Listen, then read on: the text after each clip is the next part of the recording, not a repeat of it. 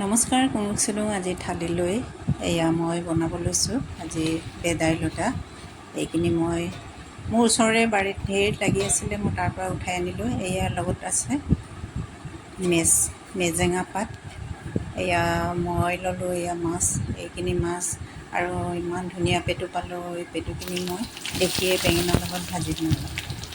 এয়া ভাজিবৰ কাৰণে মই তেল অলপ দি কেৰাহীত পিঁয়াজ এটা কাটি দিলোঁ, লগত দিলোঁ নিমখ, জিৰা, ধনিয়া ঘৰতে বনাই থোৱা, এইফালে হালধি আৰু আদা পেষ্ট আৰু নহৰু আৰু লগত জালুক অলপ দিছোঁ। এয়া কেঁচা জ্বলা 3টামান দি মই ধুনীয়াকৈ ভাজিলোঁ মছলাখিনি। এয়া ভাজাৰ পিছত দিম মই এয়া মাছৰ পেটুখিনি। ইয়াতে ইমান ধুনীয়া লোকেল মাছ আছিলে, তাৰে মই পেটুখিনি বনাইছোঁ। ইয়াতে মই বেঙেনা সৰু চাইজৰ মিডিয়াম চাইজৰ 3টামান কাটি দিলোঁ, কাটি অলপ মিহিকৈ কাটি টুকুৰা টুকুৰকৈ।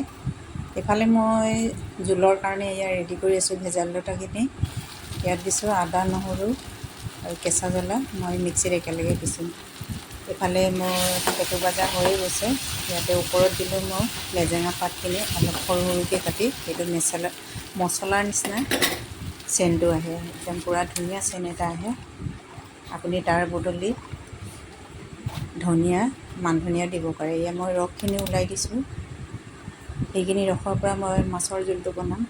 মাছখিনি মোৰ ভাজি আছোঁ। এইটো ৰেচিপি আপোনালোকে খাই চাবচোন। মোৰ বনোৱা ছিষ্টেমটো চবৰে বেলেগ বেলেগ হয় ন।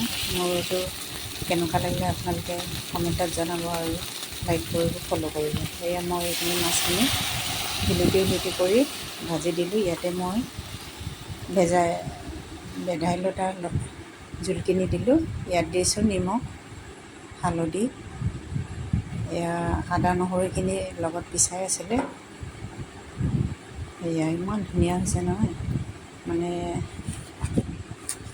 ওপৰত দিলোঁ মই এয়া মেজেঙাখিনি আৰু লগত কেঁচা জ্বলা এনেই ওপৰত লগাই দিছোঁ মই। আৰু ইমান ধুনীয়া আছে। মই এইফালে ভাতৰ থালি ৰেডি কৰিছোঁ। এয়া পালোঁ কলপাত।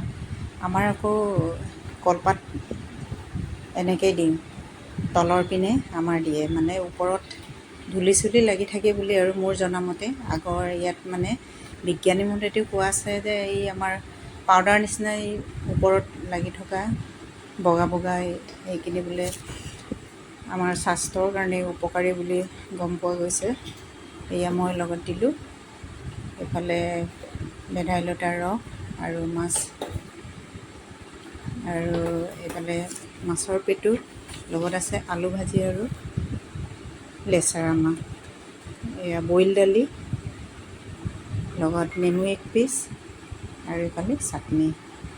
এয়া মোৰ থালি আজিলৈ ইমানে, আৰু এনেকৈ আপোনালোকলৈ নতুন নতুন ভিডিঅ' লৈ আনিম আজিলৈ।